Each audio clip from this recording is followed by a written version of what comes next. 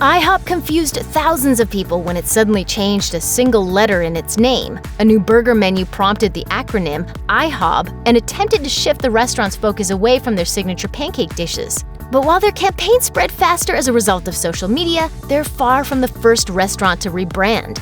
Several fast food establishments have had different names at some point or another. Sometimes it's subtle, other times it changes to something completely different. Here are just a few restaurants you probably didn't know were once called something else. KFC. Now just going by a three-letter acronym, this fried chicken chain was once called Kentucky Fried Chicken, the famous brainchild of Colonel Harlan Sanders.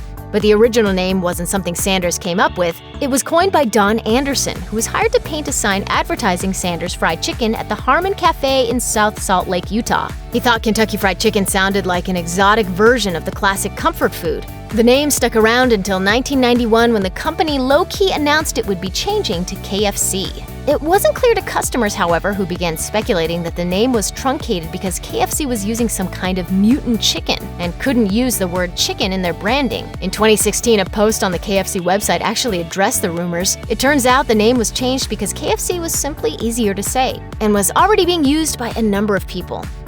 We wanted to let our customers know that we had more for them to enjoy than just fried chicken. We've always used 100% real chicken. His finger looking good. Subway. Subway might be a clever name for a shop that sells submarine sandwiches, but it wasn't always called that.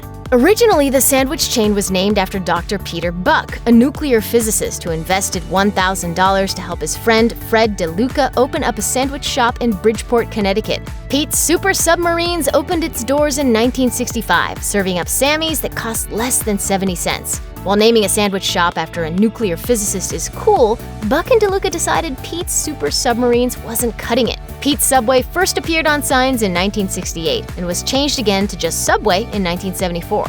Not having his name above the restaurant door didn't seem to bother Buck very much. His initial investment clearly paid for itself, as the company was valued at about $7.1 billion in 2017.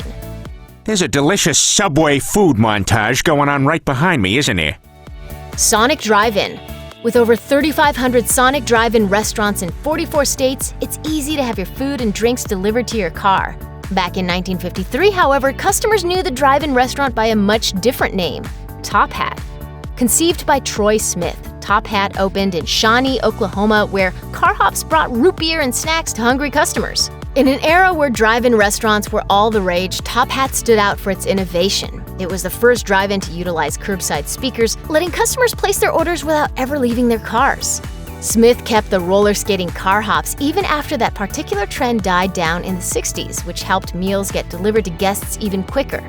Service at the speed of sound became their slogan, and in 1959 the name was officially changed to Sonic. Are we good at eating here or what? Oh, yeah. Yeah, come on. Domino's. Pizza is usually associated with New York, but one of the most widely recognized pizza delivery companies actually originated in the Midwest. For less than the cost of an iPhone, brothers James and Tom Monahan became the proud owners of a pizza shop in Ypsilanti, Michigan. It was originally owned by Dominic DeVarty and lived under the name Dominic's. When it came time to expand into more stores and locations, the original owner didn't want his name on just any pizza place. In 1965, through the suggestion of a delivery employee, Domino's was born. It's Domino's. I have to go. The recognizable logo is a tribute to the early success of the company. Shaped like a domino, the 3 dots represent the 3 original locations, including Dominic's. Chick-fil-A. Fried chicken on a bun has a lot to live up to thanks to S. Truett Cathy's revolutionary fast food chicken sandwich. By using a pressure fryer, he was able to create a plump, juicy fillet of chicken cooked to perfection. Add 2 buttered buns and a few pickles, and you've got a sandwich many have tried to recreate for themselves, but failed to deliver on. Standalone Chick-fil-A locations are now found across the U.S., but it all started back in Cathy's original restaurant, the uniquely named Dwarf House. Cathy opened up the first location in Hapeville, Georgia in 1946, and its main purpose was to sell diner-style food with a southern touch. Originally, the main focus was on beef dishes, not chicken, but once Cathy started serving up his original family recipe for chicken sandwiches, customers couldn't get enough. Soon, Dwarf House Chick-fil-A locations sprouted up across the rest of Georgia and the surrounding areas.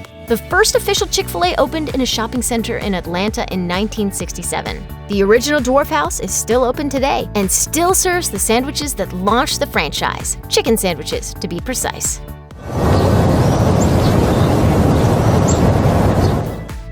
Boston Market. Boston Market opened its first location in Newton, Massachusetts in 1985. Back then, however, it was known as Boston Chicken. The idea was simple: offer familiar home cooking complete with traditional sides like cornbread, mashed potatoes, and sautéed vegetables to folks whose only other options were grocery stores specializing in gourmet items. The concept proved to be popular, with 217 stores making $154 million in annual sales by the end of 1992. As the company grew, so did the store's menu, adding turkey, meatloaf, and other home-style dishes, and the company rebranded in 1995 under the name Boston Market to better reflect its offerings. The name hasn't changed in over 20 years, but during Super Bowl 52, a few locations in and around Philadelphia switched things up a bit. Boston Market became Philly Market in honor of the Philadelphia Eagles playing against the New England Patriots. It was a temporary and hilarious move which boosted city pride during the big game and carried over even after the Eagles won. Our Taco. Restaurants that are named after their founders have a legacy all their own. Going national, however, sometimes requires a name change so that it feels more like an approachable product and less like an exclusive location. That's what happened to Our Taco after it was purchased by Buffalo Wild Wings in 2015. Originally called Rusty Taco, the chain had been named after the restaurant's founder, Rusty Fenton. Fenton opened his first restaurant in 2010 in Dallas, Texas. Unfortunately, Fenton wouldn't get to see his Mexican street-style taco legacy flourish. He passed away in 2013 from cancer, less than 2 years before his business was acquired. Buffalo Wild Wings changed the name because they wanted to ensure that what they were serving would resonate with people across the country, not just those who knew Fenton personally. They have big plans for Our Taco, however. With 26 locations, the restaurant plans on expanding nationwide to ensure what Fenton started grows bigger and better than ever.